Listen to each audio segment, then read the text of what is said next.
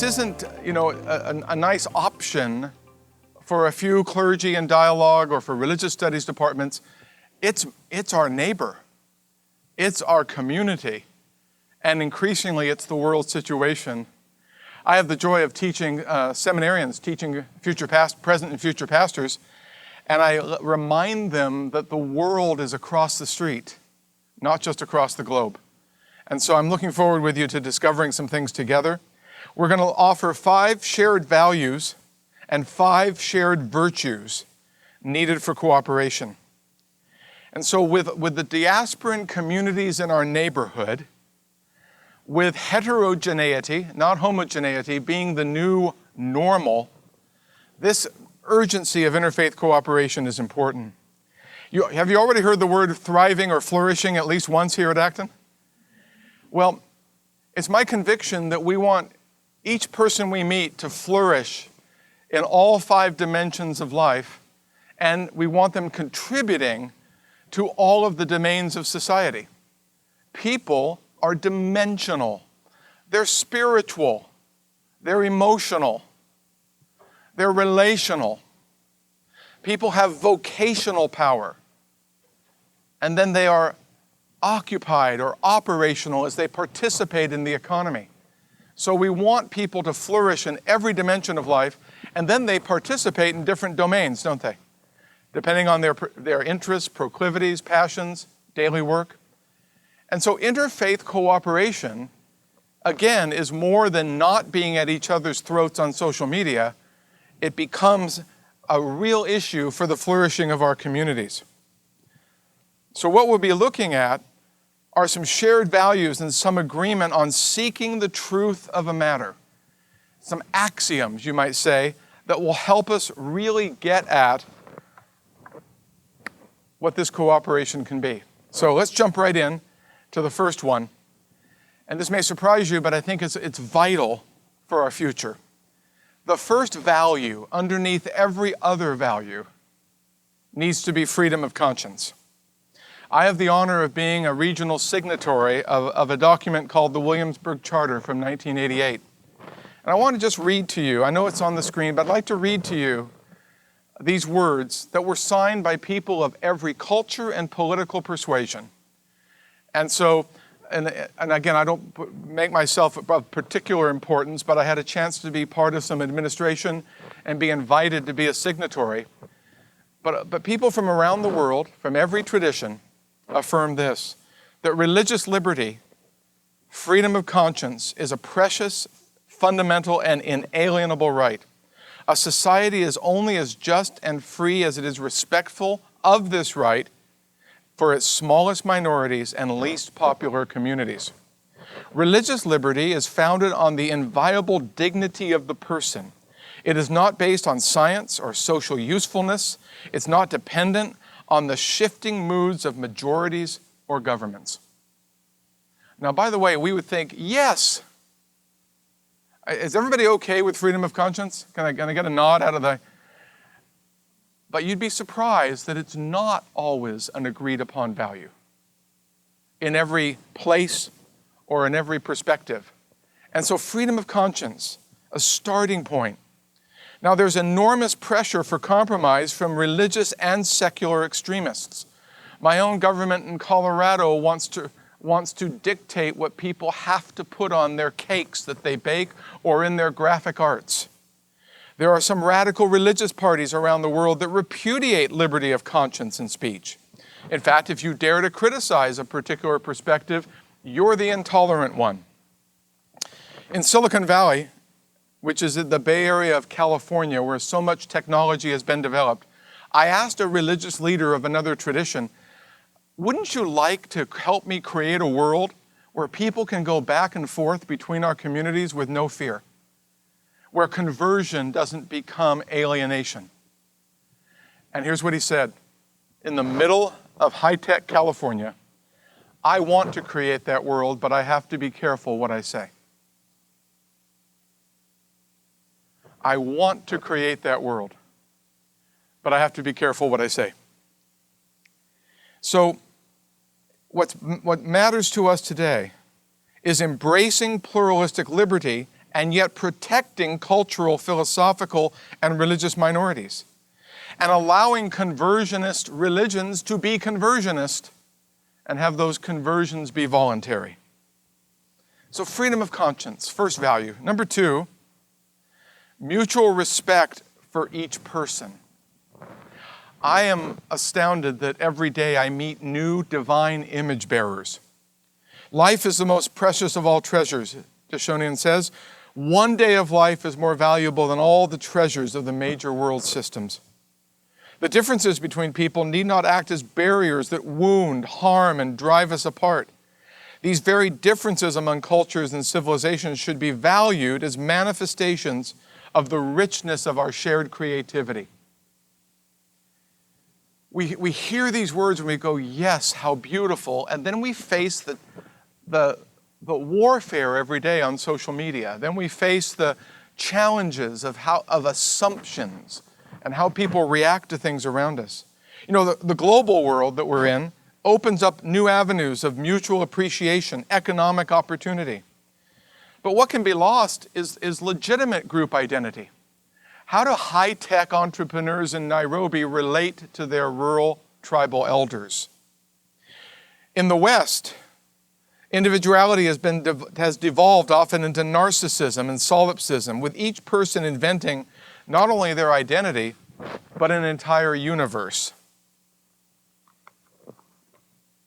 Interfaith dialogue and cooperation for the common good must carefully navigate the rapids between the Scylla of individualism and the Charybdis of groupthink. A rediscovery of one's cultural and religious community can actually contribute to peacemaking. And clarity about identity and belongingness brings rootedness and security to the conversation. One's identity isn't separated from the communities and groups one is part of. And at the same time, that mutual respect for each person is critical. Just a little aside here that I didn't prepare. Within Western contexts, we have been almost in a ping-pong game between Cartesian individualism and Marxist collectivism for 200 years.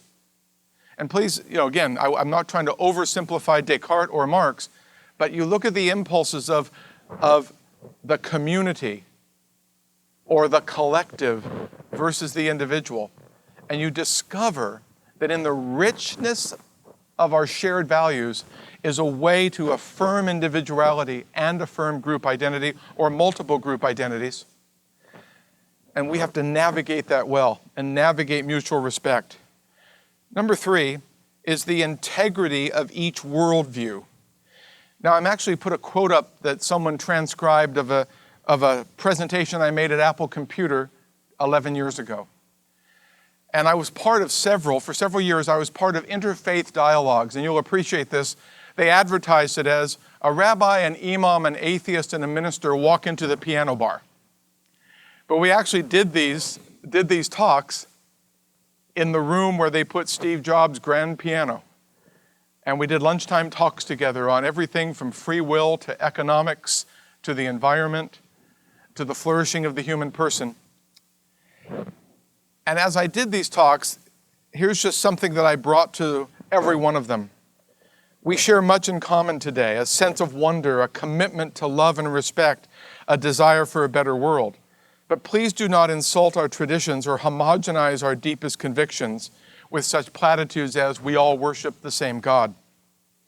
We do disservice to each tradition when we call for this soft syncretism.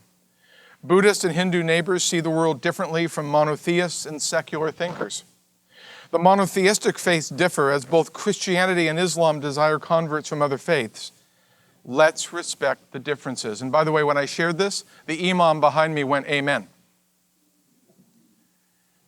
Now, all of what I'm sharing now requires maturity. Dorothy Sayers said that Christianity is a religion for adult minds. I'd like to argue that every great world tradition, at its best, helps people have adult ways of thinking. So as we talk about these values and we come to the virtues or sensibilities, we're not syncretizing, we're not homogenizing. We're going to find intersections of common virtue and practice that we can make the world a better place. But we're not asking people to surrender what is their fundamental identity and way they see the universe itself. You know, modernity has given us a great chance for dialogue. Since the 19th century, we have a variety of ways that religious and secular scholars intersect both in the academy and the public square. We can appreciate cultures. Now, I know there's the ubiquity of American fast food and cell phones around the world, but there's also now every type of worldview and community, every place in the world. I was in Brussels, Belgium recently. It's one of my fields of study, and I had the privilege of teaching there for several years. So I taught a graduate course, and I had a day off, or half a day off, in the Grand Place of Brussels. It's a beautiful place. And so I had to go get a Belgian waffle, served to me by a Japanese entrepreneur. I had to go buy some lace, served to me by an Italian proprietor. I finished the day with Newhouse sipping chocolate. Oh my goodness, it's a spiritual experience with chocolate in Belgium. Served by a Flemish proprietor. I watched German business people talking to their waitress in Italian, and she was from France. But that's not just a world of Belgium that you might expect. It's a world right outside our door now. And so this is what makes it urgent that we respect each worldview. Our Buddhist and Hindu neighbors, they have some common roots, but their beliefs and practices diverge. The secularization of some groups make religion something in the rearview window for other people. And yet this mutual respect is important. As we engage in dialogue and community renewal, sensitivity to the differences and a willingness to hold divergent ideas in tension while we cooperate for the common good. We were talking about the intersection of mental health and spiritual formation. Would you agree that's a good thing when clergy and mental health workers work together? It's a good thing when business and social services work together. Well, just as domains of society can work together, the people in those domains hold different worldviews, and they can still make the neighborhood a better place. They can still expand liberty and expand opportunity. But let me get a little deeper here, because it's going to get a little more challenging as we go a little deeper. We also have to believe in the possibility of truth. And by truth, I'm not speaking of capital T, ultimate beliefs about religion, but the possibility that we can agree on an event, we can agree on a situation, we can agree on what we see in the world around us. We can look toward agreement and work toward agreement, whether it's in the fields of science or health or economics or public virtue. And this is up for grabs right now. If factual information upsets you, Tyson says, then you're creating a world that is not embracing objective truths, and that's not how you advance a democracy. A society becomes totalitarian when its structure becomes flagrantly artificial, when its ruling class succeeds, forgive the typo, by clinging to power by force or fraud. And by the way, that's not an American phenomenon. All over the world, totalitarian impulses want to create new narratives that keep people from understanding the whole truth of any given matter, as well as matters that most concern their liberty and freedom. One of my dear friends and mentors was friends with one of the key leaders that helped Romania leave communism and come into freedom. And by the way, I don't know if you know this, but it started with the Lord's Prayer prayed by thousands of people in the public square. And it was quite a bit of work, but it happened amazingly quickly and amazingly peaceably compared to so many other places. But the truth of a matter, looking at the actual conditions of the economy in Romania, the actual conditions of their social services, the actual conditions or lack thereof of human flourishing, was all part of creating the substratum for that catalytic moment to freedom. And we have to be able to say, truth can exist. Adherents of different ways of thinking, different understandings of religion can still engage in critical thinking. We can still work on scientific and technological advancements. So whether you're part of the Eastern families of faith of Buddhism and Hinduism, take on a more secular worldview, or share one of the monotheistic faiths, everyone can be involved in what I call God's second book of empirical and rational data that can make our world a better place. But we have to agree it's not just my truth. By the way, am I the only one tired of that phrase right now? And by the way, you are absolutely free to have your truth. But in order to have a world beyond your little bubble, we've got to have, aiming for lowercase letters, the truth of the matter, still be important. And it's amazing how few people want to engage that, but all of you are committed to it. And then finally, in the area of values, we need to be women and men who are aiming for principled compromise and proximate justice. Now, I only partially agree with them in Burke, but I thought I'd put a Burkean quote because I'm at Acton. All government, indeed every human benefit and enjoyment, every virtue, every prudent act is founded on compromise and barter. I don't like to think of my foundational virtues being founded on barter, but I will say this: working together is founded on the art of shared virtue and compromise. Any of us ever, we'll talk about this in the discussion, any of us ever had to bring some contentious people together around a project? Just once or twice. I have some heads nodding here. We begin to see what proximate justice and principled compromise is all about. Prudence and compromise are necessary means, but every man should have an impudent end to which he will not compromise. So as we engage in this, we're holding on to our convictions while we engage in the common good. We do need an understanding of proximate justice to keep us from utter despair and cynicism, especially when the daily grind of working to bring about the kingdom wears us out. At the same time, we can use it as a corrective from taking ourselves or our cause too seriously. The other ping pong game we're playing is the ping pong game of fantasy or fatalism. This sense of, oh, well, there's not much I can do, not worth engaging, and fill in the blank there, or fantasy of thinking we can, if everybody would just agree with what I understand, we can create this utopia. Anybody remember Thomas More's great book from the 16th century? The word utopia actually means nowhere. So he conveyed his philosophy, but he also underneath it understood that this idealism has to be proximate, this side of eternity. And so this aiming for proximate justice is so important, world. We aim at the highest ideals. We aspire for integrity. And in the recovery community, they talk about progress without perfection. And I like that. Real, measurable progress, but not always instant perfection.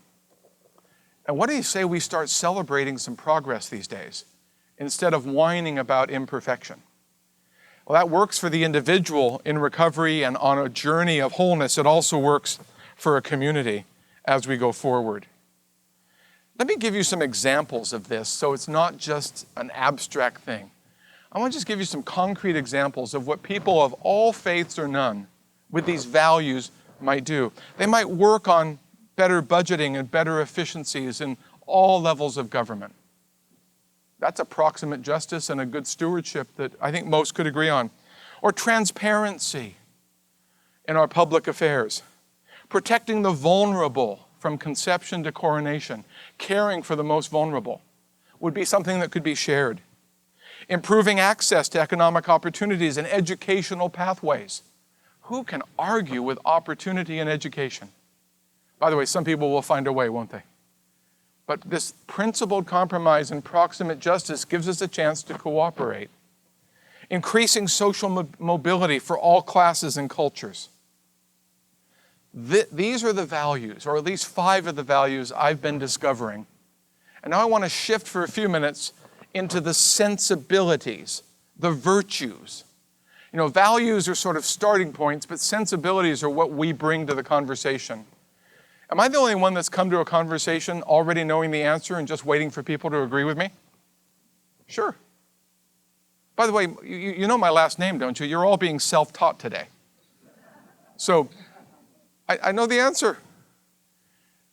And I think you know that there are some sensibilities. And by the way, as I delve into these, I want you to know I did not prepare this in cooperation with last night's speaker, who is a friend who I have admired for years. He's certainly been an inspiration. But you're going to discover some of these are going to be themes all through our days together. No surprise, as we aim for not only a free but a virtuous society. So the first value that I'd like to share is to follow the way of love. Most of our troubles in today's world arise from disordered loves. We've displaced service to others with what pleases us immediately. Disordered loves, replacing agape with eros. Love will find a way through paths where wolves fear to prey. We're shaped and fashioned by what we love. And even Plato understood this. Highbrow philosopher that he was, at the touch of love, everyone becomes a poet. Viktor Frankl discovered this as he analyzed survivors in Auschwitz. He understood the randomness of death. He understood that there weren't absolute principles, but his observation was, all things being equal, when one had an object of love beyond themselves, they had greater strength to endure unspeakable suffering. Interfaith cooperation will be no more than an academic dialogue or somebody's quick soundbite or a politician's moment unless we start and ultimately end with unselfish love toward the other and in favor of the best for others. Following the way of love starts. Unselfish and other-directed love is a virtue in every tradition. Abraham Heschel, the great rabbi, opined that biblical faith is rooted in a God of pathos, not an impersonal, abstract ideal. So if in Jewish and Christian and Muslim and Buddhist and Hindu, and even in the more secular arrangements of virtue, unselfish, other-oriented love, Buber began to talk about the I-thou relationship, is completely different from the unholy trinity of me, myself, and I. And it starts here. Love awakens positive feelings, but it begins with the will, a decision to place others before our own, others' needs before our own. Self-denying love is not self-destruction, but imagine men and women working toward the flourishing of others. I have a daily prayer that I like to pray. I won't say that it's always answered because the answer rests not with the goodness of God who's with me, but whether I'm obedient. And that is my daily prayer is, God, may I please add value to someone's life today. Whether it's known or unknown, may I please add value. Following the way of love, by the way, it includes managing our reactions and feelings. By the way, am I the only one that certain people open their mouths and I have a reaction that isn't holy? Sure. I haven't yet sinned. It's what I then do with that first reaction, isn't it? I'm actually writing a book called Thoughtful, From Reaction to Response right now. Imagine if we could not immediately communicate our first reaction. If we did research and reflection and then responded in a way that maximized the public good instead of simply joined another echo chamber. By the way, it's hard because there's nothing more immediately pleasurable than a reaction. It's the equivalent of eating a greasy donut that tastes good. It's so pleasurable going down and your body tells you later there was something better to eat. So follow the way of love. I hope you're all cultivating that. But then we come to last night's virtue, and that's cultivating humility.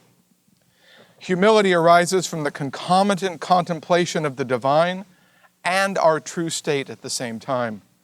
And I'm quoting from the Christian tradition for this, not because there aren't many others that would say this, but there's just some arresting words that I hope will grab our attention.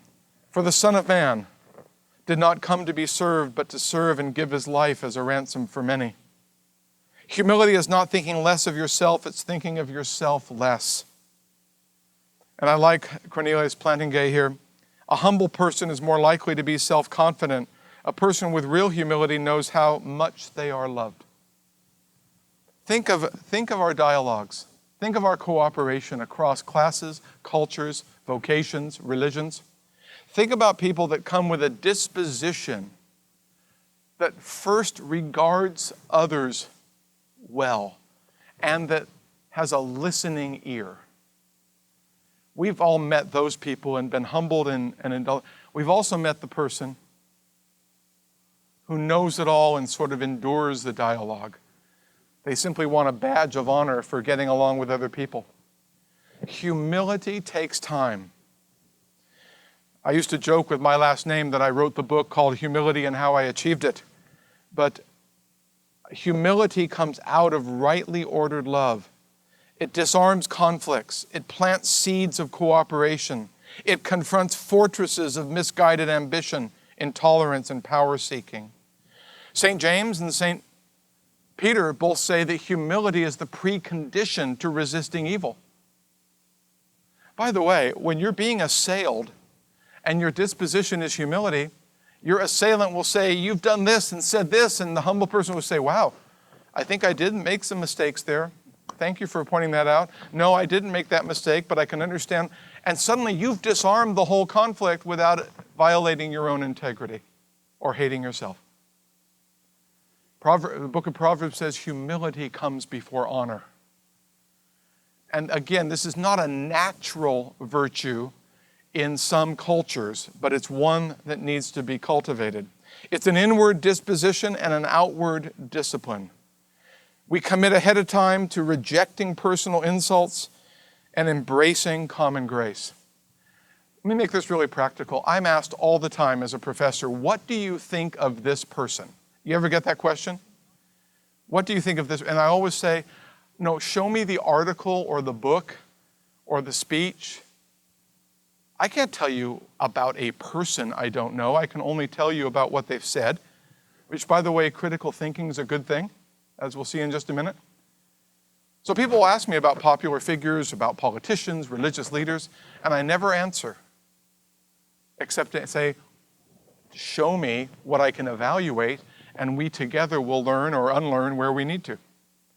How many of you know it's really wonderful not to be the judge of the universe, but to engage in critical thinking, as we'll see, is part of the virtues that we need. Another virtue is patience that endures conflict. Patience only grows in the presence of conflict and pressure. The ability to endure opposition and remain loving and hopeful is critical for peacemaking and thriving communities. Nobody embodied this more in a public way than Martin Luther King and the leaders who led the civil rights movements. And we know about the 1960s events on camera. What we don't know are all the 1950s events that nobody saw. We know from the letter from the Birmingham jail what it meant to remain patient and remain loving to those who were in complete opposition.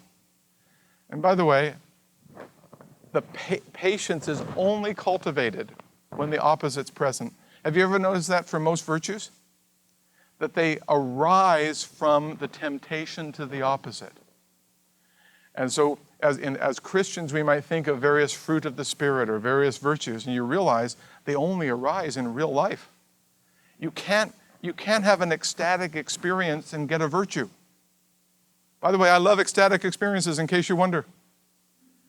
They're wonderful moments of grace, but they are not the cultivation of virtue. And patience in particular comes when the opposite is present. Patience means that an eye for an eye will only make the whole world blind. I love this from Adele Pestravos. Patience with others is love. Patience with self is hope. Patience with God is faith.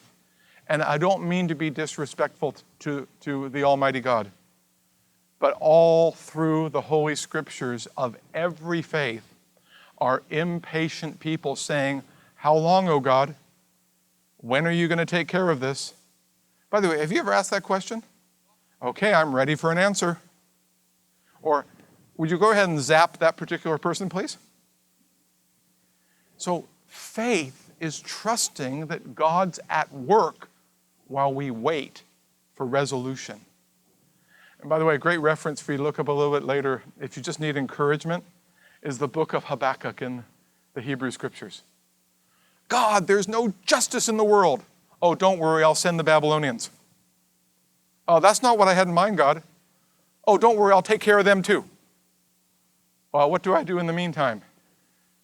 The just shall live by faith. In the meantime, I cry out to God. In the meantime, when the fig tree doesn't blossom and there are no sheep in the stalls, I will still sing and dance and trust. So patience is something that's going to help us make the world a better place. Patience is necessary, Kierkegaard says, because one cannot reap immediately what one has sown. Patience begins with a sigh. Okay. Grows into empathetic listening and blossoms into mutual understanding. Let me share that again. Patience begins with a sigh. I now have 2-year-old grandkids. Lots of patience needed. Lots of love there too. It grows into empathetic listening, and it blossoms into mutual appreciation when we get past the first reaction.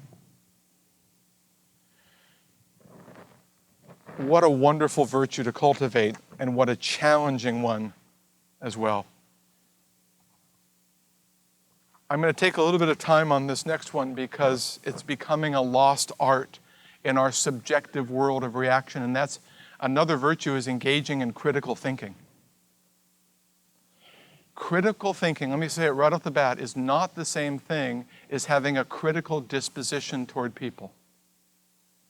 I'm not the judge of anyone's soul, but I can certainly evaluate ideas, evaluate consequences of actions. I can declare something moral or immoral. I can declare something moving toward the good or moving in the opposite direction. But critical thinking is becoming a lost art, and I pray that we would renew it in service of God. It's not the same as a critical spirit or critical disposition. It examines accuracy and cohesiveness of ideas. We often confuse debate with rejection and toleration with agreement. I made a comment to somebody one day. I said, I have this conviction about particular ethical mores. And they said, you're intolerant. I said, no, I have these convictions, and my neighbor has different ones, and we're friends. What's happened in the last 100 years is toleration went from we'll live with our differences peaceably to you must agree with me or you're intolerant. Wow, what a devolution of critical thinking. What a downward spiral that we've engaged with. Critical thinking requires us to use our imagination, seeing things from perspectives other than our own, envisioning the likely consequences of our position. Differences of class and culture, education, experience, race, and religion are not erased but enhanced as we engage in critical thinking. We begin to look for whatever we can learn from another, and at the same time we reserve the right to say, no, not all opinions are equal or equally formed. I made a mistake one day as a pastor. By the way, this is true confession. It's going to be on tape, and I trust some of you can give absolution at the end of the class. But I made the mistake of giving a little critical thinking test to some lay leaders, and they all got 9 out of the 10 questions wrong. Because critical thinking is a lost art. I still managed to stay in the parish, by the way, but we need to engage in critical thinking if we're going to be able to go forward. Desmond Tutu, I so appreciate him. My father used to say, don't raise your voice, improve your argument. To think incisively and to think for oneself is difficult. We're prone to let our mental life become invaded by legions of half-truths. Thank you, Reverend Dr. Martin Luther King. And finally, since I'm hitting the 4-minute wall here, the last thing I want to share with you is that we need to practice compassion while retaining convictions. Oh my goodness. In all of our traditions, we're called to holiness and hospitality, to live disciplined lives, contrary to popular norms, while serving our neighbors. I appreciate Justin Giboney and the AND Project calling us for civility in public discourse. And it's so important that we engage in that. It's so easy to castigate and give in to the nastiness of ideological and political discourse. So much is crude today, unrefined. Page 1 accusation, page 43 retraction. Never mind the lives we've ruined in the process. But as we practice compassion and hold on to our convictions, I think God can help us create some pathways forward. That we can be liberated from ideological captivity. The great theologian Donald Blush said, ideology is the enemy of good theology, and that holds for every serious tradition. And then we have to commit to subsidiarity. We don't need to wait for the White House in order to talk to the neighbor in the next house. Subsidiarity is a fancy word for beginning at home, in the community, in our religious communities, in our civil agencies locally, and then moving beyond that like a pebble in the pond. I believe with these values and these virtues, we can make the world a better place. And I'll finish with a story of a neighborhood that went down in crime by 90%. The worst school became blue ribbon in 3 years. Businesses were started. Culture began to flourish when people of all faiths and none looked past their power and their competition and said, what do we need to serve? And this was in Salem, Oregon. The change was amazing. 40 Baptist women went across the street and became reading tutors. People with completely different religious convictions deloused 1,000 houses. Other people started businesses. Mental health leaders discovered each other, all because they had values and virtues leading to this cooperation. I hope you share with me the conviction that we can do the same.